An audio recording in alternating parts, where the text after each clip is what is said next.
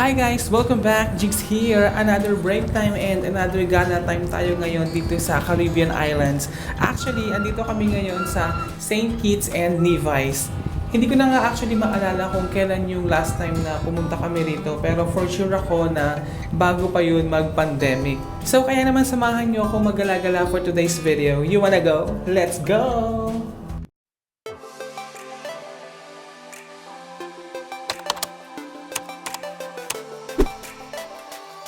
So ayun na nga, at medyo may kalayuan yung ating lalakarin papunta doon sa may port area.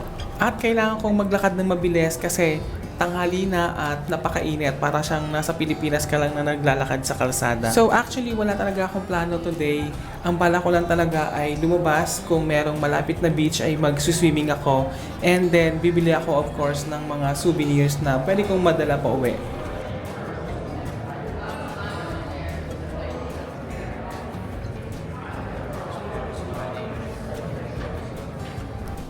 At dahil nga may kasabay kaming malaking barko, expected na rin na maraming tao dito sa port area.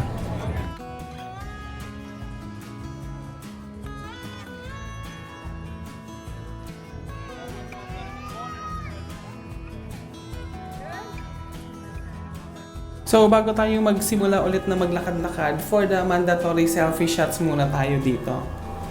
O di ba? May pang IG na tayo. Chares!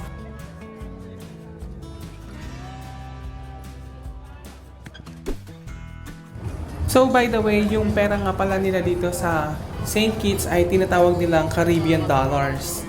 Pero widely accepted dito yung US dollars. Kaya naman kapag magsha-shopping ka dito sa Caribbean or mamimili ka, kailangan meron kang mga maliliit na mga amount ng pera like $1, $5 or $10 para hindi ka masuklian ng pera nila dito kasi hindi yan tinatanggap sa Pilipinas.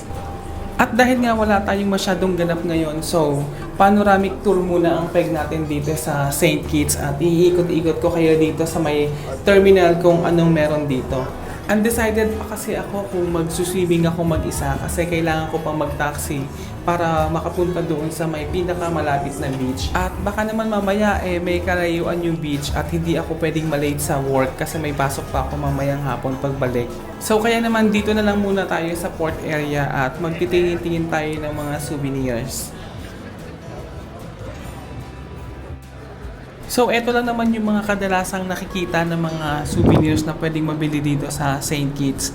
Bukod sa mga makukulay nilang mga damit na mga souvenirs. At syempre hindi rin mawawala yung mga walang kamatayang fridge magnet na ating kinokolekt.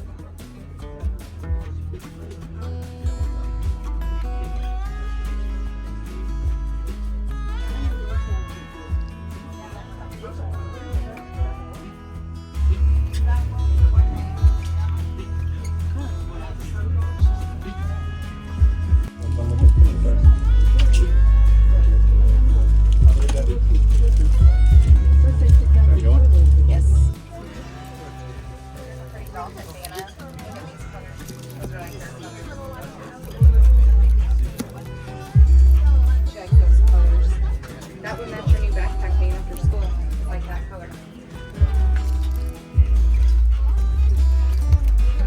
Hey, Chaz. Chaz.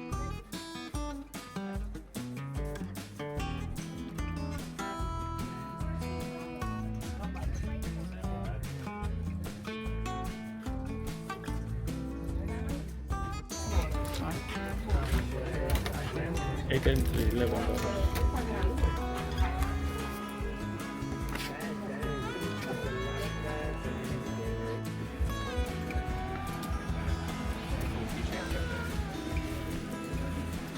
Thank you.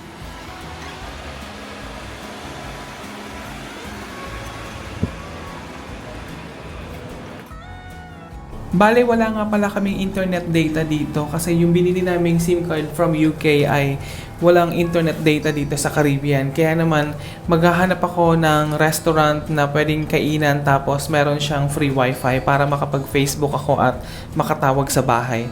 For sure, lahat ng mga kasama ko, lahat ng mga ka-work ko dito, ganun ang ginawa. Kaya sila lumabas today para maghanap ng makakainan na merong free wifi para makatawag sa bahay.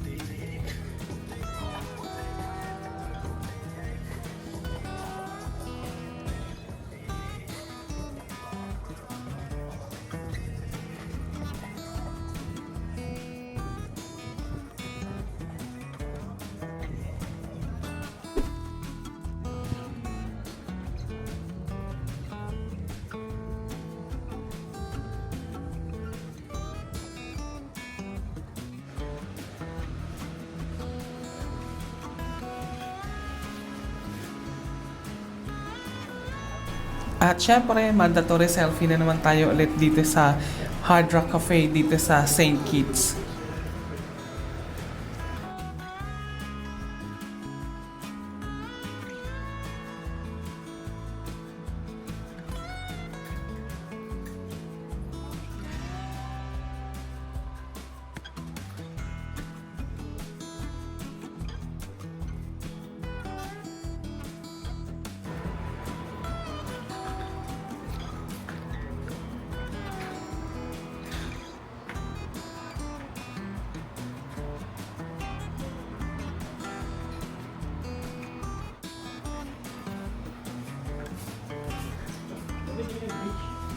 Hindi. Hindi ko nga alam eh. Pabalik na ako. 3. Ako po rin. Sana oh.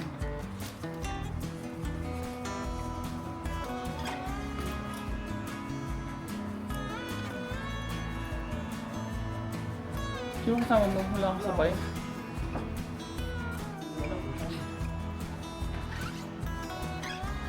Anong oras ka lumabas? Nakalalabas mo lang? Ayaw nga, naka-duty ka kanina sa gangway.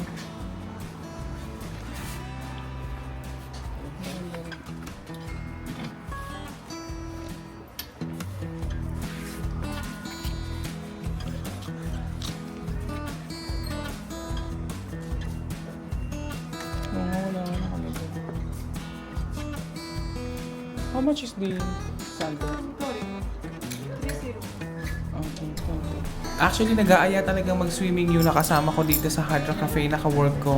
Kaso nga lang hindi na kaya talaga ng oras ko and matatapos na rin yung break time ko kaya kailangan ko na rin bumalik. Hello. I like my bag. I think it's cute, but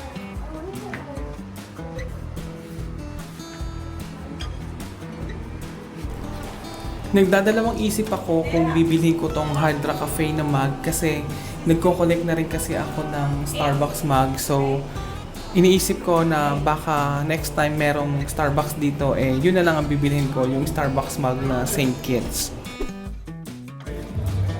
Videotaping or taking photo? Photo and video. Hi! Thank you. Are you going back now? Are you going back?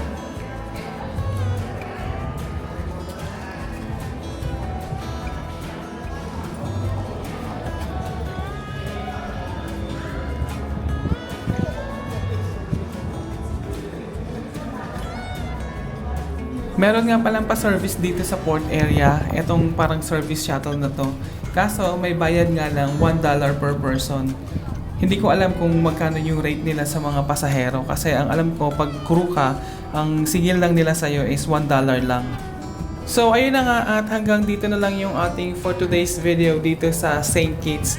Thank you so much for watching. Bye!